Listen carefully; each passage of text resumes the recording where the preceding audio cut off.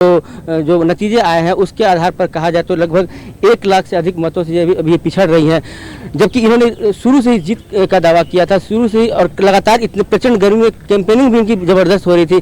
कहाँ चूक हो गई ये जानने का प्रयास करते हैं। मैडम, कहाँ चूक हो गई पार्टी से कहें या आपने जो मेहनत किया कहाँ चूक हो गई? देखिए, हमारी तरफ से कोई चूक नहीं हुई है, ना ही हमारे पार्टी के कार्यकर्ताओं से कहीं चूक हुई है। हमारे पार्टी के कार्यकर्ता भी 44 डिग्री तापमान में भी भरी दोपहरी में एक कार्यकर्ता ने कार्य किया है। जनसंपर्क करना हो या लाभार्थियों से संपर्क करना हो, बूथ का कार्य हो, प्रचार करना हो, तो हर कार्यकर्ता जमीन पर लगा। और क्योंकि ये सीट जो है ये झारखंड सरकार ने इसको नाक का विषय बना लिया था, क्योंकि यहीं से मुख्यमंत्री स्वयं हैं सरायकेला विधानसभा से, और उन्होंने इसको नाक का विषय बना लिया। इसलिए पूरा सरकार का तंत्र, पूरा सरकार का कुनबा, दो मंत्री, मुख्यमंत्री स्वयं यहाँ लग गए, लेकिन उसके बावजूद सरायकेला में भी हम लोगों ने लीड लिया है। तो ये कहीं ना कहीं दर्शाता है कि जो जनता है उन्होंने जवाब देने का काम किया है, और जो जनादेश आया है उसे हम लोग स्वीकार करते हैं, क्योंकि जनता ने एक उम्मीद के साथ जो वोट किया है, उन उम्मीदों पर हम लोग आज भी कायम है। आगे भी हम लोग काम करेंगे जनता के लिए।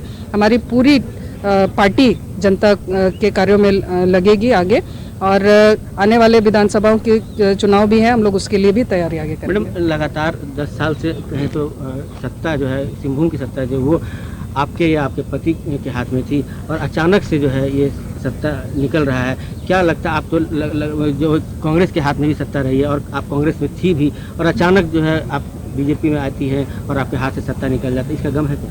नहीं, मुझे इसका कोई मलाल नहीं है, क्योंकि जहाँ मान सम्मान नहीं है, जहाँ पर लोग यहाँ की जो समस्याएं है उसको नज़रअंदाज करते हो, उस दल में, उस पार्टी में रहने का कोई अर्थ नहीं है। और ये भारतीय जनता पार्टी है जो यहाँ के गरीबों के लिए, यहाँ के आदिवासियों के लिए, यहाँ जो पलायन कर रहे हैं उनके लिए सोचती है, उनके लिए कार्य करती है। क्योंकि हम जिस दल में थे वहाँ हम लोगों ने 5 साल जनता के बातों को लेकर के हमने रखा, चाहे वो पार्लियामेंट में हो या फिर सरकार के पास हो। कई मुद्दों पर, गंभीर मुद्दों पर हमने आप जिस दल में थी, कांग्रेस में थी, और इस बार का जो प्रदर्शन रहा कांग्रेस का 19 की तुलना में तो काफी बेहतर रहा है।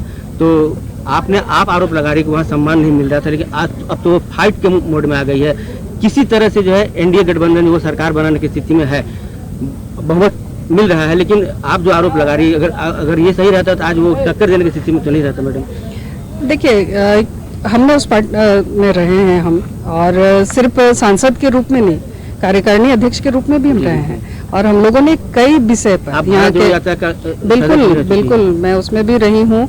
मैंने पार्टी का जो भी आदेश रहा, जो भी एक सच्चे सिपाही की तरह हम लोगों ने हर आदेश का पालन किया, लेकिन मान सम्मान नहीं हो तो वहाँ रहने का कोई अर्थ नहीं है। विधानसभा है मैडम, इसको किस तरह से देखेंगे? अब विधानसभा के लिए हम लोग पूरी तरह से तैयार है, और भारतीय जनता पार्टी ऐसी पार्टी है जिसके कार्यकर्ता, जिसके नेता 24/7 काम करते हैं, और ये एक पड़ाव मात्र है।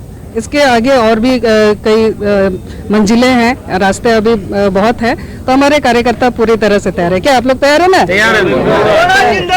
चलिए, हार के बाद भी जो है समर्थकों का उत्साह जो है वो उत्साह में है। जैसा देख रहे हैं कि मतलब निश्चित हार जो है वो जानने के बाद ही बीजेपी के जो कार्यकर्ता जो है वो कहीं ना कहीं उत्सुक है, और कहीं ना कहीं उनको लग रहा है कि जो है इसकी कसक जो है वो विधानसभा में पूरी करेंगे।